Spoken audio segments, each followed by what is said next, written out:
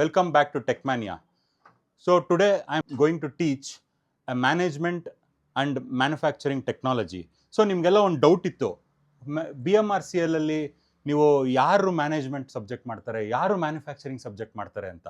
So myself Mithun, ನಾನು ಇವತ್ತು management ಮತ್ತು ಮ್ಯಾನುಫ್ಯಾಕ್ಚರಿಂಗ್ ಟೆಕ್ನಾಲಜಿ ಬಗ್ಗೆ ನಾನು ಎಕ್ಸ್ಪ್ಲೈನ್ ಮಾಡ್ತಾ ಹೋಗ್ತೀನಿ. ಒಂದು ಬ್ರೀಫ್ ಇಂಟ್ರಡಕ್ಷನ್ ಕೊಡ್ತೀನಿ.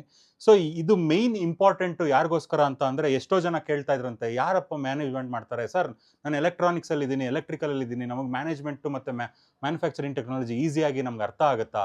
ಸೊ ಅರ್ಥ ಆಗುತ್ತೆ, ಯಾಕಂದರೆ ಅಷ್ಟು ಈಸಿಯಾಗಿ ನೀವು ಇದನ್ನು ಕಲಿಬೋದು. ಯಾಕಂದರೆ ಮ್ಯಾನೇಜ್ಮೆಂಟ್ ಮತ್ತು ಮ್ಯಾನುಫ್ಯಾಕ್ಚರಿಂಗ್ ಟೆಕ್ನಾಲಜಿ ಬಂದ್ಬಿಟ್ಟು ಥಿಯರಿ ಬೇಸ್ಡ್ ಸಬ್ಜೆಕ್ಟ್, ಅರ್ಥ ಆಯ್ತಲ್ಲ. ಸೊ ಇಲ್ಲಿ ಎಲೆಕ್ಟ್ರಾನಿಕ್ಸ್ ಆ್ಯಂಡ್ ಎಲೆಕ್ಟ್ರಿಕಲ್ ಅಂತ ಬಂದಾಗ ಸೊ ಪ್ರಾಬ್ಲಮ್ಸ್ ಇರುತ್ತೆ, ಅದನ್ನು ಸಾಲ್ವ್ ಮಾಡೋದು ಯಾವ ಥರ. ಬಟ್ ಇಲ್ಲ, ಆ ಥರ ನೀವು ಪ್ರಾಬ್ಲಮ್ ಫೇಸ್ ಮಾಡಲ್ಲ, ಯಾಕೆಂದರೆ ಡೈರೆಕ್ಟಾಗಿ ಕ್ವಶನ್ಸ್ ಕೊಡ್ತಾನೆ. ಸೊ ಅದರಿಂದ ನಮಗೆ ಈಸಿಯಾಗಿ ಒಂದು ಕ್ವಶನ್ಸ್ನ ಸಾಲ್ವ್ ಮಾಡ್ಬೋದು. ಸೊ ಟೋಟಲ್ ಆಗಿ BMRCL ಈ ಎಕ್ಸಾಮಲ್ಲಿ ಏನಿದೆ 60 ಮಾರ್ಕ್ಸ್ಗೆ ನಿಮಗೆ ಕ್ವಶನ್ನ ಫೇಸ್ ಮಾಡಬೇಕಾಗುತ್ತೆ. ಅದರಲ್ಲಿ ನೀವು ಇವಾಗ 15 ಮಾರ್ಕ್ಸ್ನ ಮೆಕ್ಯಾನಿಕಲಲ್ಲಿ ಫೇಸ್ ಮಾಡ್ತೀರಾ. ಅದರಲ್ಲೂ ನೀವೊಂದು 7 to 8 ಮಾರ್ಕ್ಸ್ನ ಮ್ಯಾನೇಜ್ಮೆಂಟ್ ಆ್ಯಂಡ್ ಮ್ಯಾನುಫ್ಯಾಕ್ಚರಿಂಗ್ ಟೆಕ್ನಾಲಜಿ ಮೇಲೆ ಮಾಡ್ತೀರಾ. ಸೊ ನಾವು ಇವಾಗ ಟಾಪಿಕ್ ಒಳಗೆ ಹೋಗೋಣ, ಏನೇನು ಸಿಲೆಬಸ್ ಇದೆ ಅಂತ ನೋಡೋಣ. ಸೊ ಹಾಗೆ ಸಿಲೆಬಸ್ನ ನಾನು ಯಾವ್ದಾವ್ದು ಬರುತ್ತೆ ಅಂತ ಡಿಸ್ಕಸ್ ಮಾಡ್ತೀನಿ. ಜಸ್ಟ್ ಒಂದು brief introduction, this is not A regular class, just ಒಂದು ನಿಮಗೆ ಡೆಮೋ ಕ್ಲಾಸ್ ಅನ್ನೋ ಥರ ಒಂದು ತೋರಿಸ್ತಾ ಇದ್ದೀನಿ. ಒಂದು ನಿಮಗೆ ಕನ್ಫ್ಯೂಷನ್ಸ್ ಹೋಗಲಿ, ಡೌಟ್ ಕ್ಲಿಯರ್ ಆಗಲಿ, ಸೊ ಅದಕ್ಕೋಸ್ಕರ ನಾನು ಇವಾಗ ಈ ಕ್ಲಾಸ್ನ ನಾನು ಕಂಡಕ್ಟ್ ಮಾಡ್ತಾ ಇದ್ದೀನಿ. So let's go. See, management and manufacturing technology, ಇದರಲ್ಲಿ ಸಿಲೆಬಸ್ ಬಂದು ಮ್ಯಾನೇಜ್ಮೆಂಟಲ್ಲಿ management, store keeping and inventory, motivation, leadership and logistics, total quality management, quality certification systems, plant maintenance, industrial safety and environment. ಯಾರ್ಯಾರೆಲ್ಲ industrial work ಮಾಡ್ತಾ ಇದ್ದೀರಾ ಅವ್ರಿಗೆ ಇದು very easy ಅನಿಸುತ್ತೆ, ಯಾಕೆಂದರೆ ನೀವು ದಿನನಿತ್ಯ ಹೀಗೆ ಒಂದು ಡೌಟ್ ಬರುತ್ತೆ ನಿಮ್ಮ ತಲೆಗೆಲ್ಲ. ಸೊ ಮ್ಯಾನೇಜ್ಮೆಂಟ್ ಆ್ಯಂಡ್ ಮ್ಯಾನುಫ್ಯಾಕ್ಚರಿಂಗ್ ಎರಡು ಸೇಮಾ sir? No, management is separate, manufacturing is different. ಓಕೆನಾ? ಸೊ ಮ್ಯಾನೇಜ್ಮೆಂಟು ಎಲೆಕ್ಟ್ರಿಕಲ್ ಅವ್ರಿಗೂ ಬೇಕು, ಎಲೆಕ್ಟ್ರಾನಿಕ್ಸ್ ಅವ್ರಿಗೂ ಬೇಕು, ಸಿವಿಲ್ ಅವ್ರಿಗೂ ಬೇಕು, ಕಂಪ್ಯೂಟರ್ ಸೈನ್ಸ್ ಅವ್ರಿಗೂ ಬೇಕು. ಯಾಕೆಂದರೆ ಸೊ ನಮಗೆ ಈಸಿಯಾಗಿ ಯಾವುದು ನಾವು ಮ್ಯಾನೇಜ್ ಮಾಡೋದಕ್ಕಾಗಲ್ಲ. So management system is very important in every field, ನಮ್ಗೆ ಅದು ಇಂಪಾರ್ಟೆಂಟ್ ಆಗುತ್ತೆ. ಸೊ ಇವಾಗ ಮ್ಯಾನೇಜ್ಮೆಂಟ್ ಅಂದರೆ ಏನು? ಸೊ ಹಾಗಾದರೆ ಸ್ಟೋರ್ ಕೀಪಿಂಗ್ ಆ್ಯಂಡ್ ಇನ್ವೆಂಟರಿ, ಈ ಟಾಪಿಕ್ಸ್ನೆಲ್ಲ ನಾನು ನೆಕ್ಸ್ಟ್ ರೆಗ್ಯುಲರ್ ಕ್ಲಾಸಲ್ಲಿ ನಿಮಗೆ ಡಿಸ್ಕಸ್ ಮಾಡ್ತೀನಿ. ಟುಡೇ ಓನ್ಲಿ ಮ್ಯಾನೇಜ್ಮೆಂಟ್ ಅಂದ್ರೇನು, ಮ್ಯಾನುಫ್ಯಾಕ್ಚರಿಂಗ್ ಟೆಕ್ನಾಲಜಿ ಅಂದ್ರೇನು, ವಾಟ್ ಈಸ್ ಮ್ಯಾನುಫ್ಯಾಕ್ಚರಿಂಗ್, ಸೊ ಇದ್ರ ಮೇಲೆ ನಾನು ಡಿಸ್ಕಸ್ ಮಾಡ್ತೀನಿ. What is production, what is productivity, so what is manufacturing, what are all the resources. So ಇದ್ರ ಮೇಲೆ ನಾನು ನಿಮಗೆ ಟಾಪಿಕ್ಸ್ನ ಡಿಸ್ಕಸ್ ಮಾಡ್ತೀನಿ. ಇಲ್ಲಿ ನಿಮಗೆ ಕಾನ್ಫಿಡೆನ್ಸ್ ಬಿಲ್ಡ್ ಆಗುತ್ತೆ. ಸೊ ನಾನು ಕೂಡ ಮ್ಯಾನುಫ್ಯಾಕ್ಚರಿಂಗ್ ಬಗ್ಗೆ ಅರ್ಥ ಮಾಡ್ಕೋಬೋದು, ನಾನು ಕೂಡ ಮ್ಯಾನೇಜ್ಮೆಂಟ್ ಬಗ್ಗೆ ಅರ್ಥ ಮಾಡ್ಕೋಬೋದು ಅನ್ನೋದು ನಿಮಗೆ ಕಾನ್ಫಿಡೆನ್ಸ್ ಬರುತ್ತೆ. ಸೊ ಅದಕ್ಕೋಸ್ಕರ ಈ ಕ್ಲಾಸು.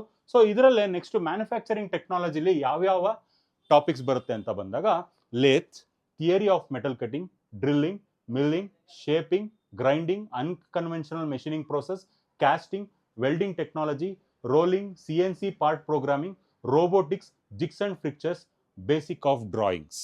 ಸೊ ಲೇತ್ ಅಂದರೆ ಏನು? What is lathe? Lathe is a single point cutting tool. ನಾವಿಲ್ಲಿ ಏನು ಮಾಡ್ತೀವಿ? ಸೊ ಮೆಟೀರಿಯಲ್ನ ರಿಮೂವ್ ಮಾಡ್ತೀವಿ. ಏನಕ್ಕೆ ರಿಮೂವ್ ಮಾಡ್ತೀವಿ? To get the desired shape and size.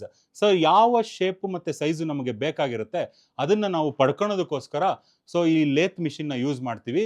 ಇದು ಒಂದು ಮ್ಯಾನುಫ್ಯಾಕ್ಚರಿಂಗಲ್ಲಿ ಒಂದು ಮೆಥಡ್ ಲೇತ್ ಅನ್ನೋದು. ಅದೇ ಥರ ಥಿಯರಿ ಆಫ್ ಮೆಟಲ್, ಇದರಲ್ಲಿ ನಾವು ಸಿಂಗಲ್ ಪಾಯಿಂಟ್ ಕಟಿಂಗ್ ಟೂಲು ಮತ್ತು ಮಲ್ಟಿ ಪಾಯಿಂಟ್ ಕಟಿಂಗ್ ಟೂಲ್ಸ್ ಬಗ್ಗೆ ನಾವು ನೋಡ್ತೀವಿ. ಡ್ರಿಲ್ಲಿಂಗ್ ಅಂತ ಬಂದಾಗ ಇದರಲ್ಲಿ ಡ್ರಿಲ್ ಹೋಲ್ ಮಾಡೋದಕ್ಕೆ ನಾವು ಯೂಸ್ ಮಾಡೋಂಥ ಮಿಷಿನ್ನು. ಆಮೇಲೆ ಮಿಲ್ಲಿಂಗ್. ಸೊ ಇದೆಲ್ಲ ಒಂದು methods of types of manufacturing systems. So ಅದೇ ಥರ ಈ ಟಾಪಿಕ್ಸ್ ಮೇಲೆ ನಾವು ಮುಂದಿನ ಕ್ಲಾಸಸ್ಸಲ್ಲಿ ನಾವು ಡಿಸ್ಕಸ್ ಮಾಡ್ತಾ ಹೋಗ್ತೀವಿ. ಸೊ ನೆಕ್ಸ್ಟು ಮ್ಯಾನೇಜ್ಮೆಂಟ್ ಅಂದರೆ ಏನು ಅಂತ ನಾವು ನೋಡ್ತಾ ಹೋಗೋಣ. So what is management? First ನಮ್ಗೆ ಇದು ಗೊತ್ತಿರಬೇಕು, ವಾಟ್ ಈಸ್ ಮ್ಯಾನೇಜ್ಮೆಂಟ್, ಯಾವುದು ಮ್ಯಾನೇಜ್ಮೆಂಟ್ ಅಂದರೆ ಏನು. ಸೊ ಇಲ್ಲಿ ಒಂದಿದೆ, ನಾನು ಅದಕ್ಕಿಂತ ಮುಂಚೆ ನಾನು ಹೇಳ್ತಾ ಇದ್ದೀನಿ, ಮ್ಯಾನೇಜ್ಮೆಂಟ್ ಅನ್ನೋದೊಂದು ಕಲೆ. It is an art, getting things done through by others. ನೋಡಿ ಎಷ್ಟು ಸಿಂಪಲ್ ಆಗಿದೆ, ಅರ್ಥ ಆಗೋಯ್ತು. So management is an art, getting things done through by others. ಅಂದರೆ ನಾವು ಒಂದು ಕೆಲಸನ ಬೇರೆಯವರಿಂದ ಆರಾಮಾಗಿ ಮಾಡಿಸ್ಕೊತಾ ಇದ್ದೀವಿ ಅನ್ನೋ ಒಂದು ಕಲೆನ ನಾವೇನಂತ ಕರಿತೀವಿ? ಮ್ಯಾನೇಜ್ಮೆಂಟ್ ಅಂತ ಕರಿತೀವಿ. ಸೊ ವಾಟ್ ಈಸ್ ಮ್ಯಾನೇಜ್ಮೆಂಟ್ ಅಂತ ಗೊತ್ತಾಯಿತು. ಆ್ಯಂಡ್ ಇನ್ನೊಂದು ಡೆಫಿನೇಷನ್ ನೋಡ್ತಾ ಹೋಗೋಣ. What is management? Management is a process of planning, organising, leading and controlling the resources to achieve the organization goal. ಒಂದು ಇಂಡಸ್ಟ್ರಿ ಅಂತ ಹೋದಾಗ ಒಂದು ರಿಸೋರ್ಸಸ್ನ ನಾವು ಪ್ರಾಪರ್ ಯುಟಿಲೈಸೇಷನ್ ಮಾಡಬೇಕು. ಸೊ ಯುಟಿಲೈಸೇಷನ್ ಮಾಡಬೇಕು ಅಂದರೆ ಆರ್ಗನೈಸಿಂಗ್ ಮಾಡಬೇಕು, ಪ್ಲಾನಿಂಗ್ ಮಾಡಬೇಕು, ಕಂಟ್ರೋಲ್ ಮಾಡಬೇಕು, ಕರೆಕ್ಟ್ ವೇಯಲ್ಲಿ ಇಂಪ್ಲಿಮೆಂಟ್ ಮಾಡಬೇಕು. This is very important. So utilization of resources ನಾವು ಅಲ್ಲಿ ಸಕ್ಸಸ್ ಆದ್ವಿ ಅಂದರೆ ಸೊ ನಮ್ಮ ಲಾಸ್ಟ್ ಸಕ್ಸಸ್ ಏನಿದೆ ಗೋಲ್ನ ನಾವು ಎಫೆಕ್ಟಿವ್ ಆಗಿ ಮತ್ತು ಎಫಿಷಿಯೆಂಟ್ ಆಗಿ ನಾವು ರೀಚ್ ಮಾಡ್ತೀವಿ. ಸೊ ಅದರಲ್ಲೇ ನಾವು ಇವಾಗ ಒಂದು ನಿಮಗೆ ಈ ಮ್ಯಾನೇಜ್ಮೆಂಟ್ ಅಂದರೆ ಅರ್ಥ ಆಗಿದೆ ಅಂದ್ಕೊತೀನಿ. ಸೊ ಮ್ಯಾನೇಜ್ಮೆಂಟ್ ಅಂದರೆ ಏನು ಅಂತ ಗೊತ್ತಾದರೆ ಇಲ್ಲಿ ಇವಾಗ ಫಂಕ್ಷನ್ಸ್ ಆಫ್ ಮ್ಯಾನೇಜ್ಮೆಂಟ್ ಬಗ್ಗೆ ಹೋಗೋಣ. ನಾನು ಏನು ಹೇಳಿದೆ ಇಲ್ಲಿ planning, organising, leading and controlling ಅಂತ ಏನು ಹೇಳಿದೆ.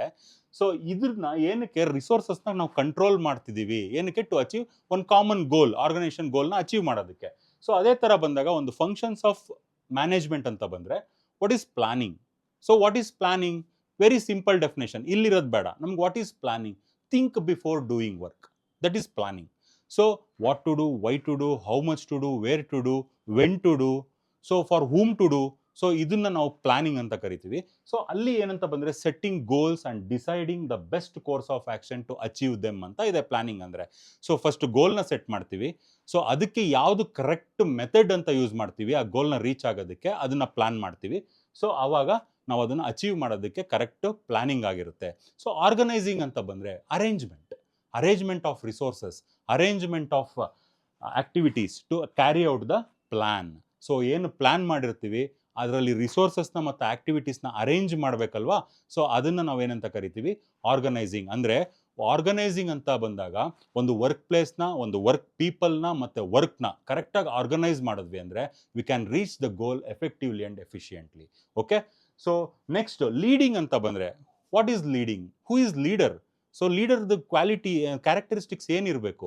ಸೊ ಲೀಡಿಂಗ್ ಅಂದರೆ to motivate the people, to motivate the work people. ಅಂದರೆ ಒಬ್ಬ ವರ್ಕ್ ಪೀಪಲ್ ಏನಿದ್ದಾನೆ, ಒಬ್ಬ ವರ್ಕರ್ ಏನಿದ್ದಾನೆ ಅವನ್ನ ಮೋಟಿವೇಟ್ ಮಾಡಬೇಕು. ಏನಕ್ಕೆ? Towards the goal, towards the organization goal. ಒಂದು ಗೋಲ್ನ ಅಚೀವ್ ಮಾಡೋದಕ್ಕೆ ಒಬ್ಬ ಪೀಪಲ್ನ ಮೋಟಿವೇಟ್ ಮಾಡಬೇಕು, ಅದು ಲೀಡಿಂಗ್ ಆಗುತ್ತೆ. ಕಂಟ್ರೋಲಿಂಗ್ ಅಂತ ಬಂದಾಗ ವಾಟ್ ಈಸ್ ಕಂಟ್ರೋಲಿಂಗ್ ಅಂತ ಬಂದರೆ ನೋಡಿ, ಪ್ಲಾನೆಡ್ ಆಕ್ಟಿವಿಟೀಸ್ ಏನಿರುತ್ತೆ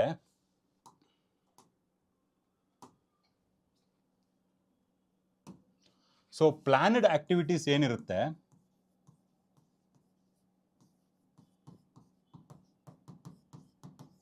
ಈ ಪ್ಲಾನೆಡ್ ಆಕ್ಟಿವಿಟೀಸ್ಗೆ ನಾವು ಪರ್ಫಾರ್ಮೆನ್ಸ್ನ ಕಂಪೇರ್ ಮಾಡಬೇಕು. ಪರ್ಫಾರ್ಮೆನ್ಸ್ನ ಕಂಪೇರ್ ಮಾಡಿದಾಗ ಸೊ ಡಿವಿಯೇಷನ್ಸ್ ಕಾಣುತ್ತೆ. We can get the deviation. So has to take the corrective actions. Then ಅರ್ಥ ಆಗ್ತಿದೆಯಾ? ನಾವು ಕರೆಕ್ಟಿವ್ ಆ್ಯಕ್ಷನ್ಸ್ ತಗೋಬೇಕು to solve the problem, to reduce the problem. That is controlling. So monitoring ಅಂತಲೂ ಕರಿತೀವಿ. So this is the functions of management. Question ಹೆಂಗೆ ಬರುತ್ತೆ? So management is the process of planning, organising, leading, controlling the resources effectively and efficiency to achieve the organisation goals. ಇದರಲ್ಲಿ ನಾವು 2 ಕ್ವಶನ್ನ frame ಮಾಡ್ಬೋದು. ಯಾವ ಥರ ಕ್ವಶನ್ಸ್ನ ಅವರು ಫ್ರೇಮ್ ಮಾಡ್ತಾರೆ ಅಂತ ಒಂದು ಎಕ್ಸಾಂಪಲ್ ಹೇಳ್ತಾ ಇದ್ದೀನಿ. Dash is the process of planning, organising, leading and controlling the resources effectively and efficiently to achieve the organisation goals. ಒಂದು ಕ್ವಶನ್ ಇದಾದರೆ management is the process of planning, organising, leading and controlling the resources effectively and efficiently to achieve dash. So ಈ ಥರ ಕೇಳ್ಬೋದು. So very direct questions, very simple questions ಇರುತ್ತೆ. So ಮ್ಯಾನೇಜ್ಮೆಂಟಲ್ಲಿ ಇಷ್ಟು simple ಆಗಿ ನಿಮಗೆ ಕ್ವಶನ್ಸ್ ಬರುತ್ತೆ, ನೀವು ಆರಾಮಾಗಿ ಸಾಲ್ವ್ ಮಾಡ್ಬೋದು. ಸೊ ಇದರಲ್ಲೇ ಬಂದಾಗ ಕೀ ಪಾಯಿಂಟ್ಸ್ ಅಂತ ಬಂದರೆ achieve goals, use resources wisely, involves people, continuous process, creates value. So ಇದೆಲ್ಲ ಕೀ ಪಾಯಿಂಟ್ಸ್ ಆಗಿರುತ್ತೆ. ಸೊ ಇಂಪಾರ್ಟೆನ್ಸ್, ಸೊ ಒಂದು ಮ್ಯಾನೇಜ್ಮೆಂಟಿಂದ ಒಂದು ಆರ್ಗನೈಸೇಷನ್ಗೆ ಏನು ಹೆಲ್ಪ್ ಆಗ್ಬೋದು? ಸೊ ಕೀ ಪಾಯಿಂಟ್ಸ್ ಅದೇ ಆಗಿರತ್ರ. ಸೊ ಇಲ್ಲಿ ಇಂಪಾರ್ಟೆನ್ಸ್ನ ಹೋಗ್ತಾ ಇದ್ದೀವಿ. ಇಂಪಾರ್ಟೆನ್ಸ್ ಅಂದರೆ ಏನು? ಸೊ ಮ್ಯಾನೇಜ್ಮೆಂಟ್ ಇರೋದ್ರಿಂದ ಆರ್ಗನೈಸೇಷನ್ಗೆ ಏನೆಲ್ಲ ಹೆಲ್ಪ್ ಆಗುತ್ತೆ? ಇಂಪಾರ್ಟೆನ್ಸ್ ಏನು? ಮ್ಯಾನೇಜ್ಮೆಂಟಿನ ಇಂಪಾರ್ಟೆನ್ಸ್ ಏನು? Helps in achieving the organisation goals. So ನಾವು ಒಂದು ಆರ್ಗನೈಸೇಷನ್ ಗೋಲ್ ಏನಿದೆ, ಕಾಮನ್ ಗೋಲು, ಅದನ್ನು ರೀಚ್ ಮಾಡೋದಕ್ಕೆ ಎಫೆಕ್ಟಿವ್ ಆಗಿ ಮತ್ತು ಎಫಿಷಿಯೆಂಟ್ ಆಗಿ ಹೆಲ್ಪ್ ಮಾಡುತ್ತೆ. Improves efficiency and productivity. So what is productivity? So production ಅಂದರೆ ಏನು? ಫಸ್ಟ್ ಆಫ್ ಆಲ್ ಪ್ರೊಡಕ್ಷನ್ ಅಂದರೆ ಏನು? Conversion of raw materials into the useful products ಅಥವಾ ಯೂಸ್ಫುಲ್ ಗೂಡ್ಸ್. ಅಂದರೆ ಒಂದು ರಾ ಮೆಟೀರಿಯಲ್ಸ್ನ ಒಂದು ಪ್ರೋಸೆಸ್ ಮಾಡಿ, ಕನ್ವರ್ಟ್ ಮಾಡಿ, ಒಂದು ಯೂಸ್ಫುಲ್ ಪ್ರಾಡಕ್ಟ್ ನಾವೇನು ಯೂಸ್ ಮಾಡ್ತೀವಿ ಆ ಥರದೊಂದು ಪ್ರಾಡಕ್ಟ್ನ ನಾವು ಮ್ಯಾನುಫ್ಯಾಕ್ಚರ್ ಮಾಡೋದನ್ನೇ ಪ್ರೊಡಕ್ಷನ್ ಅಂತ ಕರಿತಾ ಇರ್ತೀವಿ. So output by input. Productivity ಅಂದ್ರೇನು? Output by input. Efficiency. So ಎಷ್ಟು ಇನ್ಪುಟ್ ಹಾಕ್ತೀರಾ, ಎಷ್ಟು ಔಟ್ಪುಟ್ ಬಂತು, ಅದನ್ನು ನಾವೇನಂತ ಕರಿತೀವಿ? ಪ್ರೊಡಕ್ಟಿವಿಟಿ. ಸೊ ಅಲ್ಲಿ ಆರ್ಗನೈಸೇಷನ್ ಪ್ರೊಡಕ್ಟಿವಿಟಿನ ಇಂಪ್ರೂವ್ ಮಾಡೋದಕ್ಕೆ ಈ ಮ್ಯಾನೇಜ್ಮೆಂಟ್ ಹೆಲ್ಪ್ ಮಾಡುತ್ತೆ. So develop skills and abilities in people. So ಯಾವಾಗ ಕರೆಕ್ಟ್ ಪ್ಲ್ಯಾನ್ ಆಗಿರುತ್ತೆ, ಯಾವಾಗ ಕರೆಕ್ಟಾಗಿ ಇಂಪ್ಲಿಮೆಂಟ್ ಆಗಿರುತ್ತೆ, ಆವಾಗ ಅಲ್ಲಿ ವರ್ಕ್ ಮಾಡ್ತಾ ಇರೋಂಥ ಪೀಪಲ್ಗೆ ಒಂದು ಕಾನ್ಫಿಡೆನ್ಸ್ ಬರುತ್ತೆ. ಸೊ ಅವರ ಎಬಿಲಿಟಿನೂ ಕೂಡ ಇಂಪ್ರೂವ್ ಆಗುತ್ತೆ, ಮತ್ತು ಅವರ ಸ್ಕಿಲ್ಸ್ ಕೂಡ ಇಂಪ್ರೂವ್ ಆಗುತ್ತೆ. So next ensures proper coordination and control. So coordination ಕರೆಕ್ಟಾಗಿ ಅಚೀವ್ ಆಗುತ್ತೆ. ಸೊ ಕಮ್ಯುನಿಕೇಷನ್ ಕರೆಕ್ಟಾಗಿರುತ್ತೆ. What is communication? Transferring information from one place to another place. What is coordination? Bring parts together for harmonious functioning. So ಇದನ್ನ coordination ಅಂತ ಕರಿತೀವಿ. ಅದನ್ನು ಕೂಡ improve ಆಗುತ್ತೆ, ಮತ್ತು ಕಂಟ್ರೋಲ್ ಕರೆಕ್ಟಾಗಿ ಆಗುತ್ತೆ. So benefits the organisation, employees and society has a hole.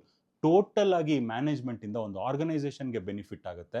So ಆರ್ಗನೈಸೇಷನ್ಗೆ ಬೆನಿಫಿಟ್ ಆಯಿತು ಅಂದರೆ ಆ ಕಸ್ಟಮರ್ಸ್ ಏನಿದ್ದಾರೆ, ಆ ಪ್ರಾಡಕ್ಟಿನ ಕಸ್ಟಮರ್ಸು ಅವರು ಸ್ಯಾಟಿಸ್ಫೈ ಆಗ್ತಾರೆ. So this is all about a management. So next manufacturing ಬಗ್ಗೆ ತಿಳ್ಕೊ. ನಾನು ಅನ್ಕೊಂಡಿದ್ದೀನಿ ಮ್ಯಾನೇಜ್ಮೆಂಟ್ ನಿಮಗೆ ಒಂದು ಡೌಟ್ ಕ್ಲಿಯರ್ ಆಗಿದೆ, ವೆರಿ ಸಿಂಪಲ್ ಅನಿಸಿದೆ ಅಂತ. ಸೊ ಅದೇ ಥರ ಈಗ ಒಂದು ಮ್ಯಾನುಫ್ಯಾಕ್ಚರಿಂಗ್ ಟೆಕ್ನಾಲಜಿಗೆ ಹೋಗೋಣ. What is mechanical engineering? It is a branch of engineering focused on design, analysis and maintenance of mechanical systems and machineries. It involves applying the principles of physics, mathematics, material science to improve the tools, devices and various mechanical devices. Okay, so this is mechanical engineering. So what is the manufacturing technology ಅಂತ ನೋಡೋದಕ್ಕಿಂತ ಮುಂಚೆ evaluation of manufacturing ನೋಡೋಣ. So evaluation of manufacturing system ಅಂತ ಬಂದರೆ, so 18th ಸೆಂಚುರಿಲಿ manual manufacturing ಇತ್ತು. ಅದೇ ಥರ 19th century ಬಂದರೆ mass production ಬಂತು. ಸೊ 20th ಸೆಂಚುರಿ ಬಂದರೆ ಆಟೋಮೇಷನ್, ಆಟೋಮೆಟಿಕ್, CNC ಈ ಥರದ್ದೆಲ್ಲ ಆಟೋಮೆಟಿಕ್ ಸಿಸ್ಟಮ್ ಬಂತು. ಸ್ಮಾರ್ಟ್ ಮ್ಯಾನುಫ್ಯಾಕ್ಚರಿಂಗ್ ಅಂತ ಬಂದರೆ ಇದು ಅಡ್ವಾನ್ಸ್ಡ್ ಮ್ಯಾನುಫ್ಯಾಕ್ಚರಿಂಗ್ ಟೆಕ್ನಾಲಜಿ ಅಂತ ಇಂಟ್ರೊಡ್ಯೂಸ್ ಆಗಿದೆ. ಅರ್ಥ ಆಗ್ತಿದೆ? ಇದರಲ್ಲಿ additive manufacturing, laser cuttings, so robotics and automation, CNC ಮಿಷನಿಂಗ್ ಇದೆಲ್ಲ ಬರುತ್ತೆ. So what is manufacturing technology? ಇದನ್ನು ನಾವು ತಿಳ್ಕೊಳ್ಳೋಣ. What is manufacturing technology? Manufacturing technology is the application of engineering material science and advanced process. ಏನಕ್ಕೆ? To convert raw material into useful products effectively, economically and safely. It is very simple.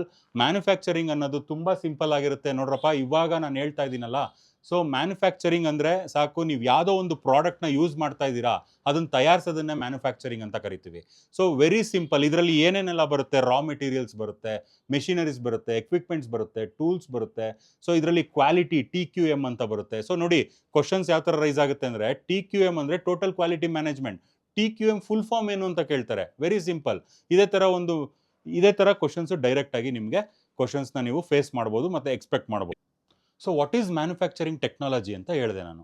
Conversion of raw materials into useful goods ಅಂತ. So ಹಾಗಾದರೆ raw materials ಏನು? ಯಾವುದು ರಾ materials? So ಹಾಗಾದರೆ ಅದು ಯಾವುದಕ್ಕೆ ಸೇರುತ್ತೆ? ರಿಸೋರ್ಸಸ್ಗೆ ಸೇರುತ್ತೆ. So what are all the resources?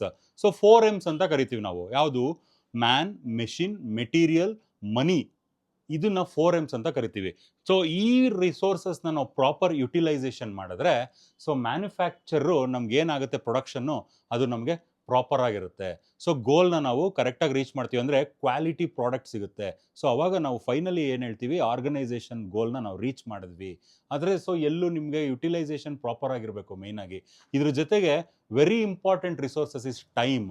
So time over run ಆಯಿತು ಅಂದರೆ, ಸೊ ಅಲ್ಲೇನಾಯಿತು, ಪ್ರೊಡಕ್ಷನ್ನು ಡಿಲೇ ಆಯಿತು. ಸೊ ಡಿಲೇ ಆದರೆ ಫೈನಲಿ ನಮಗೇನಾಗುತ್ತೆ, ಕಾಸ್ಟ್ ಜಾಸ್ತಿ ಆಗುತ್ತೆ. ಸೊ ಅಲ್ಲಿ ಪ್ರಾಡಕ್ಟ್ ಫೇಲ್ಯೂರ್ ಆಗುತ್ತೆ. ಮಾರ್ಕೆಟಲ್ಲಿ ನಿಮಗೆ ಪ್ರಾಡಕ್ಟ್ಗೆ ಜಾಸ್ತಿ ಪ್ರಾಡಕ್ಟ್ ಪ್ರೈಸ್ ನೀವು ಏನು ಮಾಡ್ತೀರಾ, ಪರ್ಚೇಸಿಂಗ್ ಪ್ರೈಸ್ನ ಜಾಸ್ತಿ ಇಡಬೇಕಾಗುತ್ತೆ. ಸೊ ಆ ಥರ ಬಂದಾಗ ಸೊ ಮಾರ್ಕೆಟಲ್ಲಿ ನಿಮ್ಮ ಪ್ರಾಡಕ್ಟು ಡಿಮ್ಯಾಂಡ್ ಕಡಿಮೆ ಆಗಿಬಿಡುತ್ತೆ. ಸೊ ಅದಕ್ಕೋಸ್ಕರ so proper utilization of resources is very important. ಅದೇ ಥರ ಮೆಕ್ಯಾನಿಕಲ್ ಮ್ಯಾನುಫ್ಯಾಕ್ಚರಿಂಗ್ ಸಿಸ್ಟಮ್ ಅಂದರೆ ಏನು? So input, process, output, customer satisfaction. ಇನ್ಪುಟ್ನ ನೀವು ರಾ ಮೆಟೀರಿಯಲ್ಸ್ ಆಗಿ ಕೊಡ್ತಾ ಇದ್ದೀರಾ. ಸೊ ಪ್ರೋಸೆಸ್ ಆಗ್ತಿದೆ, ಕನ್ವರ್ಷನ್ ಆಗ್ತಾ ಇದೆ. ಸೊ ಔಟ್ಪುಟ್, ಫಿನಿಶ್ಡ್ ಪ್ರಾಡಕ್ಟ್ಸ್ ಬಂತು. ಸೊ ಯಾರು ಯೂಸ್ ಮಾಡ್ತಾರೆ? ಕಸ್ಟಮರ್ಸ್ ಯೂಸ್ ಮಾಡ್ತಾರೆ. ಸೊ ಅದನ್ನು ನಾವೇನಂತ ಕರಿತೀವಿ? ಫಿನಿಶ್ಡ್ ಗೂಡ್ಸ್ ಅಂತ ಕರಿತೀವಿ. ಸೊ ಟೋಟಲ್ ಆಗಿ ನಮ್ಗೆ ಅಲ್ಲಿ ಫೈನಲಿ ಏನು ಬೇಕು, ಕಸ್ಟಮರ್ ಸ್ಯಾಟಿಸ್ಫೈ ಆದರೆ ಆರ್ಗನೈಸೇಷನ್ ಸಕ್ಸಸ್ ಆಯಿತು, ನಮ್ಮ ಪ್ರಾಡಕ್ಟು ಸಕ್ಸಸ್ ಆಯಿತು ಮಾರ್ಕೆಟಲ್ಲಿ. ಸೊ ಇದನ್ನು ಒಂದು ಮ್ಯಾನುಫ್ಯಾಕ್ಚರಿಂಗ್ ಸಿಸ್ಟಮ್ ಅಂತ ಕರಿತೀವಿ ನಾವು. ವೆರಿ ಸಿಂಪಲ್ ಆಗಿರುತ್ತೆ. ನೋಡ್ರಪ್ಪ, ಇಲ್ಲಿ ಏನು ನೀವು ತಲೆ ಕೆಡಿಸ್ಕೊಳ್ಳೋದು ಬೇಕಾಗಿಲ್ಲ.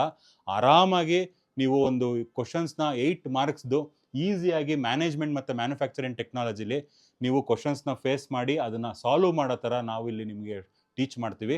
ತಲೆ ಕೆಡಿಸ್ಕೋಬೇಡಿ. ಸೊ ಇದನ್ನ ನಾವು ಯಾವ ಥರ ಫೇಸ್ ಮಾಡೋದು, ಇಲ್ಲಿ ನಾವು 2 ಮಾರ್ಕ್ಸ್ ಹೋಯ್ತು 4 ಮಾರ್ಕ್ಸ್ ಹೋಯ್ತು ಅನ್ನೋದನ್ನ ಬೇಡ. ನಾವಿಲ್ಲಿ ನಮ್ಮನ್ನ ಕಾಂಟ್ಯಾಕ್ಟ್ ಮಾಡಿ ನಮ್ಮ ಕ್ಲಾಸ್ಗೆ ಜಾಯ್ನ್ ಆಗಿ ನಿಮ್ಗೆ ಇದನ್ನ ಕಾನ್ಫಿಡೆನ್ಸ್ ಆಗಿ ನೀವು ಆ ಕ್ವಶನ್ಸ್ನ ಸಾಲ್ವ್ ಮಾಡೋ ಥರ ನಿಮಗೆ ನಾವು ಕಾನ್ಫಿಡೆನ್ಸ್ ಬಿಲ್ಡ್ ಮಾಡ್ತೀವಿ. ನಮ್ಮ ಕ್ಲಾಸಸ್ ಅಷ್ಟೇ ನಿಮಗೆ ಹೆಲ್ಪ್ ಆಗುತ್ತೆ. So no problem. ಈ 2 ಮಾರ್ಕ್ಸು 3 ಮಾರ್ಕ್ಸ್ ಬಗ್ಗೆ ಯೋಚನೆ ಮಾಡಬೇಡಿ. ಯಾಕೆಂದರೆ ಮೆಕ್ಯಾನಿಕಲ್ 15 ಮಾರ್ಕ್ಸ್ನು ನೀವು ಸಾಲ್ವ್ ಮಾಡೋ ಥರ ನಾವು ನಿಮಗೆ ಒಂದು ಕಾನ್ಫಿಡೆನ್ಸ್ ಕೊಡ್ತೀವಿ. ಅದೇ ಥರ ನಮ್ಮ ಕ್ಲಾಸಸ್ ಇರುತ್ತೆ. So don't worry about mechanical engineering and manufacturing technology. ಸಾಮು ಮತ್ತು ಥರ್ಮಲ್ ಇಂಜಿನಿಯರಿಂಗ್ ಅಂತ ಬರುತ್ತೆ. ಅದನ್ನು ಇನ್ನೊಬ್ಬರು ಸರ್ ನಿಮಗೆ ಟೀಚ್ ಮಾಡ್ತಾರೆ. ಇದೇ ಥರ ನಿಮ್ಗೆ ಇನ್ನೊಂದು ಕ್ಲಾಸ್ ಇರುತ್ತೆ. So thank you all.